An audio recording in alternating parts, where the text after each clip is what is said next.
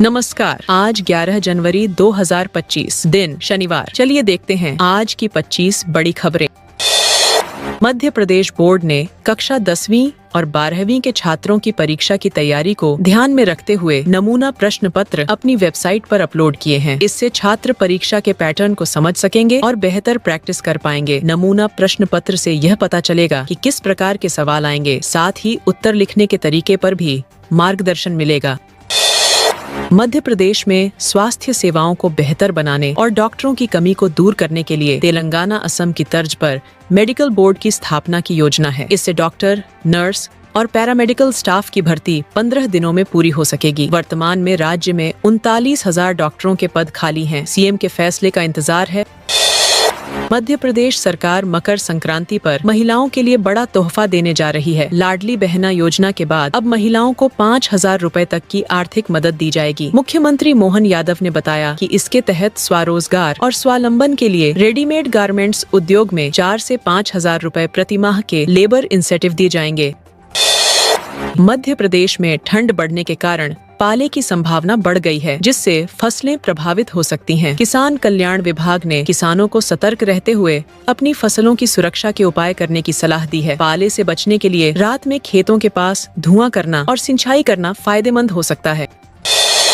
लाडली बहना योजना में छूट गई। महिलाएं अपना नाम जुड़ाने के लिए जरूरी दस्तावेज तैयार रखें। पोर्टल खुलने पर आवेदन तुरंत किया जा सकेगा। समग्र ID, आधार कार्ड और मोबाइल नंबर अनिवार्य होंगे। महिला स्थानीय निवासी, विवाहित या विधवा, तलाकशुदा होनी चाहिए। आयु 2160 वर्ष के बीच होनी चाहिए।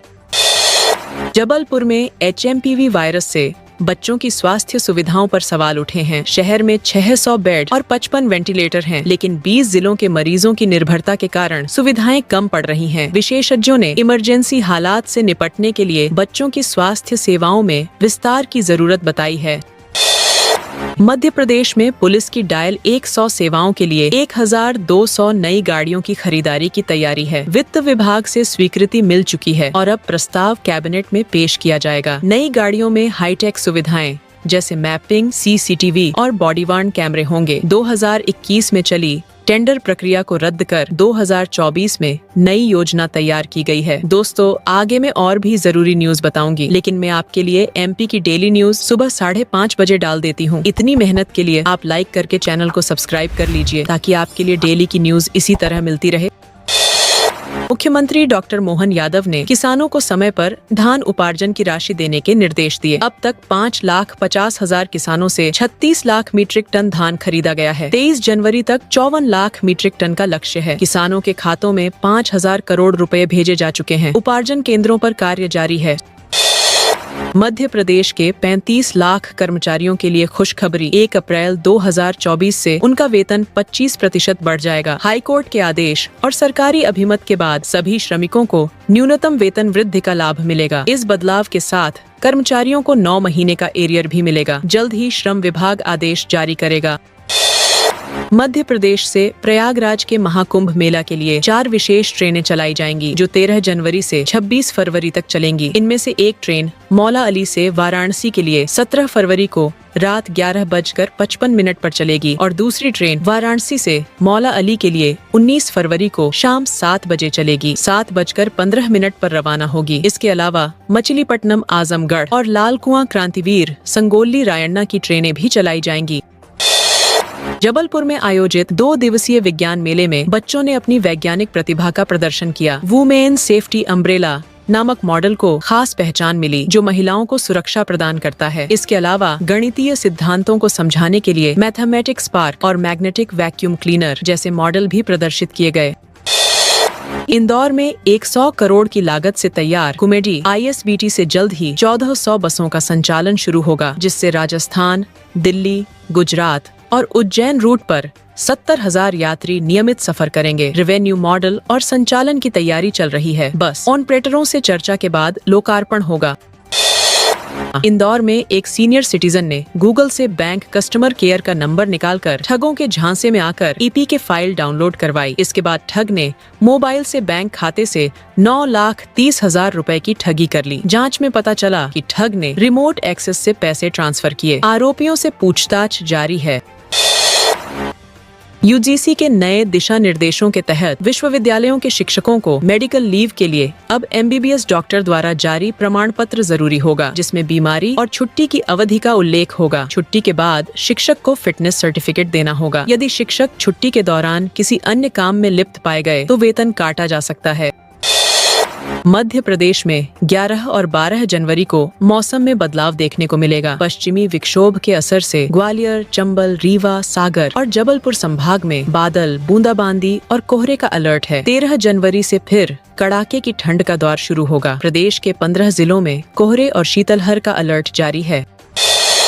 छतरपुर में कड़ाके की ठंड को देखते हुए कलेक्टर पार्थ जायसवाल ने स्कूलों के समय में बदलाव किया है। अब 31 जनवरी तक सभी सरकारी और प्राइवेट स्कूल सुबह 10 बजे से लगेंगे। ठंड से बच्चों और अभिभावकों को राहत मिली है। परीक्षाएं तय समय पर होंगी। पुलिस ने भी गरीबों को कंबल बांटकर मदद की। इंदौर में जीएसटी पोर्टल बंद होने से व्यापारियों को रिटर्न भरने में परेशानी हो रही है। पोर्टल 2 दिन बंद रहा और फिर धीमी गति से काम किया। Madhya Pradesh tax law bar association ने रिटर्न भरने की आखिरी तारीख बढ़ाने की मांग की है, क्योंकि पोर्टल पर डेटा अपलोड नहीं हो पा रहा है। छतरपुर में सार्वजनिक वितरण प्रणाली के तहत वितरित किए गए गेहूं में फफूंद और घुन लगने की घटनाओं के बाद प्रशासन ने सख्त कदम उठाए हैं। कलेक्टर ने दोषी समितियों और वेयरहाउस को ब्लैकलिस्ट करने का प्रस्ताव भेजा है। खराब गेहूं को वापस मंगवाकर अपग्रेड किया जा रहा है और गुणवत्ता वाली सामग्री जल्द वितरित की जाएगी। भाजपा में जिला अध्यक्षों की सूची अब सीधे संगठन द्वारा जारी नहीं होगी। चुनाव अधिकारियों को जिम्मेदारी दी गई है, जो विवाद से बचने के लिए सहमति से घोषणा करेंगे। संगठन महामंत्री हितानंद शर्मा ने नेताओं को पार्टी कार्यालय में स्वागत करने की नसीहत दी। अब पर्यवेक्षक नाम तय कर जिलों में घोषणा करेंगे।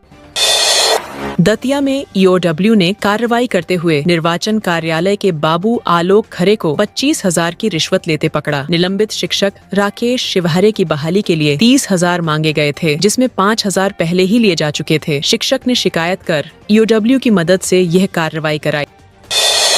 सतना में एक युवक ने लोन की ईएमआई न चुका पाने के कारण मानसिक तनाव के चलते आत्महत्या कर ली। आरोप है कि फाइनेंस कंपनी के कर्मचारियों ने उसे धमकाया और मारपीट की, जिससे वह परेशान हो गया। एक आरोपी को गिरफ्तार किया गया है, जबकि दूसरा फरार है। पुलिस ने मामला दर्ज कर जांच शुरू की है। मध्य प्रदेश में अगले 20 वर्षों के लिए सड़कों का विजन डॉक्यूमेंट तैयार किया जा रहा है। इसके तहत 7 2 लेन और 2 4 लेन सड़कें बनाई जाएंगी, जिसमें 135.82 किलोमीटर सड़कें 2 लेन और 47.2 किलोमीटर सड़कें 4 लेन होंगी। इसके लिए सरकारी और निजी भूमि का अधिग्रहण किया जाएगा। यह योजना जिले के 25 मुख्य मार्गों को शामिल करेगी।